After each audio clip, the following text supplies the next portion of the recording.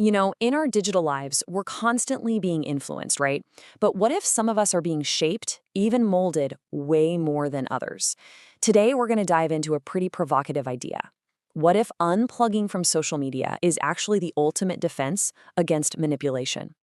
All right, let's just jump right in. The central claim we're exploring today is this one. People who don't use social media are harder to manipulate. I mean, that is a bold statement. It basically suggests that just by logging on, just by scrolling, we might be making ourselves a whole lot more vulnerable to outside influence. So the big question is why, right? What is it about being offline that supposedly builds this kind of mental fortress? To really get it, we've got to break down the mechanics of how these platforms actually work, and we're going to start with the very foundation of the modern internet. Okay, so it all starts here with what's basically a war for your attention. And look, this isn't just about getting you to buy some new sneakers. This is about a fundamental rewiring of how we all consume information and even how we see the world. This one concept, it kind of reframes everything. It's called the attention economy. And in this system, you're not the customer. Your focus, your eyeballs, your time, that's the product being sold to the highest bidder. The reason the platform is free is because you're paying with the most valuable thing you have, your attention. And this right here, this is a really critical distinction to make.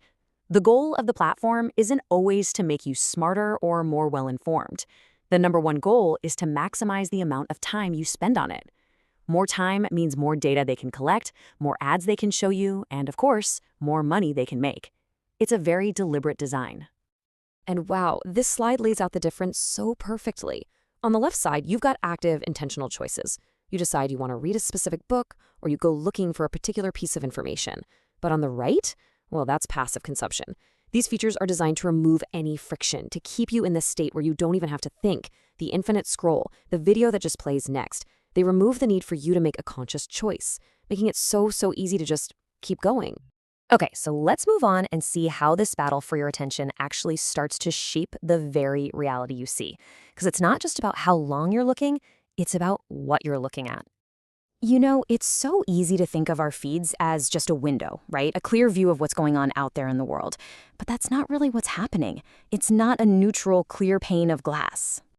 It's more like a mirror, and it's a very specific kind of mirror. An algorithm's job is to reflect back what it thinks you want to see. So, what does it prioritize? Well, first, stuff you already agree with. And second, and this is huge, content that makes you feel a really strong emotion. Because things like anger and outrage, those are incredibly powerful ways to keep you engaged. So what gets buried? Well, usually it's the messy, complicated, nuanced stuff that doesn't really fit the model. And all of this creates what experts call an algorithmic echo chamber. Your own beliefs just get repeated back to you over and over, which makes them feel like the absolute common sense truth. You start to feel like everyone agrees with you because, well, the system is designed to hide the people who don't. So you're stuck in the app, you're seeing a world that just confirms everything you already think. What's next? Well, the third piece of the puzzle is all about leveraging our basic human instinct to follow the crowd. So you're scrolling, and you see a number like this on a video or a post. 50 million views. Our first thought, it's almost subconscious, right? It's, whoa, this has to be a big deal. This must be true. Everybody's watching this. But that's where we have to stop and ask a really important question. Does popular automatically mean something is right or valuable or even real? Are we being persuaded by the strength of the idea itself, or are we just being swayed by the appearance of popularity? And this is where things get tricky, because you've got to know the difference between these two things. On one hand, you have real social proof. That's just people genuinely liking and sharing something. But on the other hand, you've got this thing called astroturfing. They literally call it that, like the fake grass on a sports field, because it's a fake grassroots movement.